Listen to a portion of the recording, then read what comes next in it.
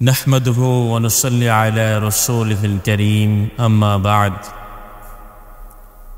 একটি আরবি কিতাবে এসেছে রাসূলুল্লাহ সাল্লাল্লাহু আলাইহি ওয়াসাল্লাম আবু জাহেলকে 4000 বার প্রায় 4000 বার আবু জাহেলকে কালেমার দাওয়াত দিয়েছেন।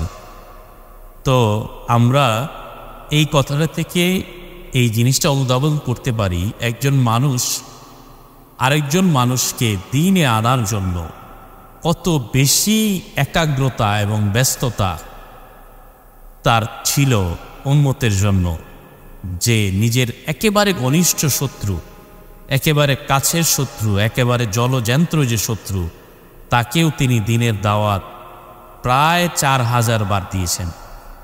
তো এর মাধ্যমে আমরা রাসূলুল্লাহ সাল্লাল্লাহু আলাইহি ওয়াসাল্লামের নবুয়ত পাওয়ার পর যে তার ব্যস্ততা দুনিয়াকে নিয়ে, এই দুনিয়ার ব্যস্ততা নিজের পেট ভরে খাবারের জন্য না, নিজের সন্তানের জন্য না, নিজের ফ্যামিলির জন্য না, নিজের কাপড় চোপড়ের বিলাসিতার জন্য না, এই ব্যস্ততা উম্মতকে সঠিক পথে তার রবকে চিনানোর ব্যস্ততা।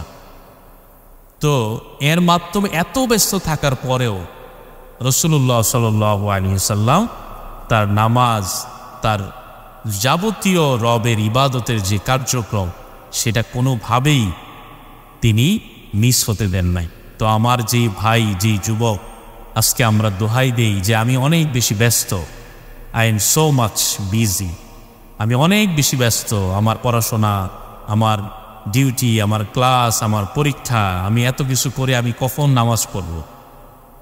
তাদের জন্য আজকে রাসূলুল্লাহ সাল্লাল্লাহু আলাইহি ওয়াসাল্লামের এই শিক্ষা যে তিনি তার নবুয়ত প্রাপ্তির যেই জীবন, সেই জীবনে কোনোদিন সে সর্বোচ্চ সুখের শিখরে খাবার খেয়েছেন বা আরাম আয়েশ করেছেন, এই নজির খুবই কম। তো আমার যেই যুবক আজকে নিজের ব্যস্ততা দিয়ে তার রবকে ভুলে গেছে, তাদের উচিত রাসূলুল্লাহ সাল্লাল্লাহু আলাইহি ওয়াসাল্লামের এই আদর্শগুলোর দিকে তাকিয়ে নিজের নামাজকে সময় মতো পড়া, নিজের রবের ইবাদতে মনোনিবেশ করা। আল্লাহ তাআলা আমাদেরকে তৌফিক দান করুন।